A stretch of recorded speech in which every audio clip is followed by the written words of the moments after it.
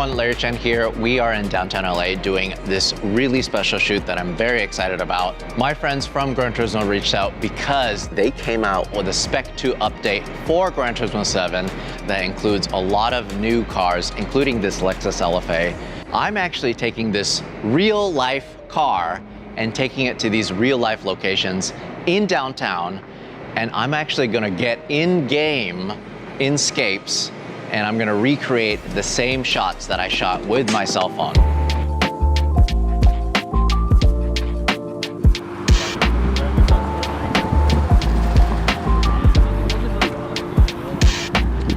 We're here on the 4th Street Bridge. This is a pretty iconic location for all things car culture here in LA. And what I'll do is I'll just position it here in this turn lane. That way we can just get a couple different shots. The actual Scapes shot is at night, so this is the perfect setting for this.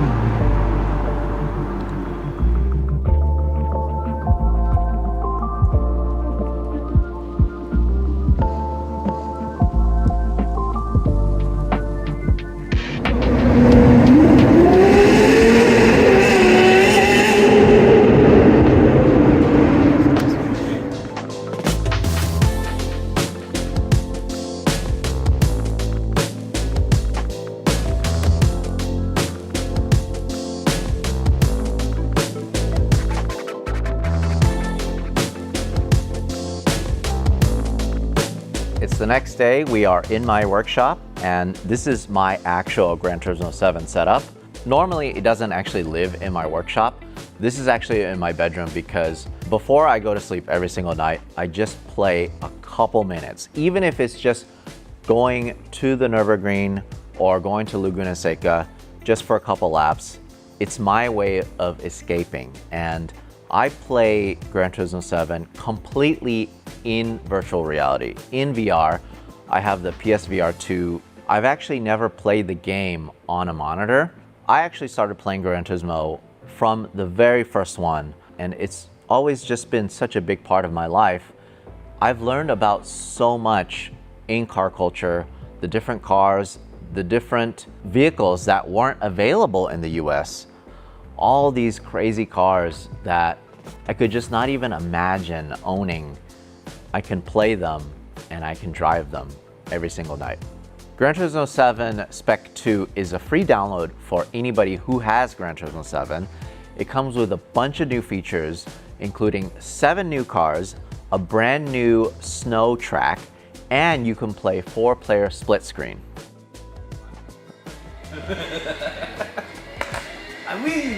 I recreated a couple photos of my Toyota Supra in Gran Turismo, but I did it unknowingly. I actually went to shoot some photos of my Supra just around LA, around Southern California, and they just happened to have the actual Scapes locations in the game. This time, we were tasked with actually using a specific car that's in the Spec 2 update. This one in particular, of course, is the red LFA, which looks absolutely incredible. I've actually never seen a red one. I've only seen the white and yellow one, so I was really stoked to shoot the red one for the very first time. We're gonna get into the Scapes mode, and we're gonna do something that is gonna be different from what I've done before. We'll go ahead and start with the Lower Grand area first. This is so neat because as soon as you click on it, it tells you a little bit about the location. You go ahead, click the LFA, you choose the car, and now you can start placing it. After you've placed the car, you just go into camera mode, and this is where Gran Turismo Scapes really shines. This is not just a way to take screenshots in-game when you're actually racing, when you're actually in the campaigns.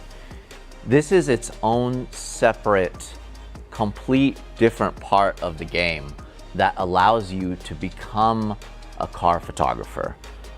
All of the settings relate to real world settings when you're actually using a real camera. You can change aperture, you can change the focus, shutter speed, change the color temperature like you're shooting in RAW in real life. You can do panning shots, you can turn the wheel, turn on the lights. It's legitimately like you're in these crazy locations. While it's cool to be able to shoot Gran Lower in real life and also in game, what's really amazing are all the locations that you can go to that you can never go to in real life practically, especially if it's on a rooftop or if it's on a sidewalk or if it's just a place that you can't actually fit a car, but you can just dream about a car being there. And that's the beauty about shooting with Scapes. So what I've gone ahead and done is I actually loaded my shots from my cell phone onto my laptop, and I did have a chance to kind of play with the photo a little bit to get it to what I think it should look like and what it actually looked like to me in real life. I just had a bit of a reference photo of what the Scapes photo looked like, so at least I can kind of match it up. This might actually have been pretty much the exact location where the Scapes reference shot was taken. So I'm gonna go ahead, place the car, and then I can turn on headlights. We can turn the brake lights on or off and go into the camera mode, which will allow me to change the f-stop, shutter speed, all that. So in order for me to mimic the cell phone, everything's in focus. So I'm gonna go ahead, put it on f32. Honestly, it's pretty close already. The last thing I'm gonna do is I'm actually gonna go to the effects tab, and this will allow me to change the color temperature, which is great because I can actually match it to my photo. The point of this is for me to show how photorealistic Gran Turismo 7 actually is.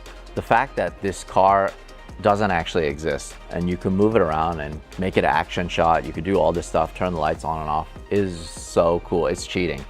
Being able to shoot pretty much anywhere in the world in all these different locations is just so cool. It's a dream, and I wish I had this when I was just starting in photography. For Gran Lower, I actually went to the second floor and I shot from street level down below. It's so crazy. I cannot believe how close it is already. I didn't even place the car. The car just appeared here. And honestly, I just have to move it just a little bit because I specifically wanted to cover this arrow. I cannot believe how similar this is already. I'm gonna go ahead and shoot the picture. This is even closer than the previous image. There's just a couple little differences. Of course, there's more cars parked in Scapes, but that's okay. It's crazy how close it is. For this next location, we actually shot on East 4th Street, which is a very iconic and famous bridge in Los Angeles car culture. I've shot on this bridge so many times. I love doing rolling shots on here. I'm gonna go ahead and place the car again. Let's see how close we can get it on this photo. So this photo, I did go ahead and edit it to my best abilities to what I thought it actually looked like last night. All right, I think I got it as close as I want it. I'm gonna go ahead and shoot.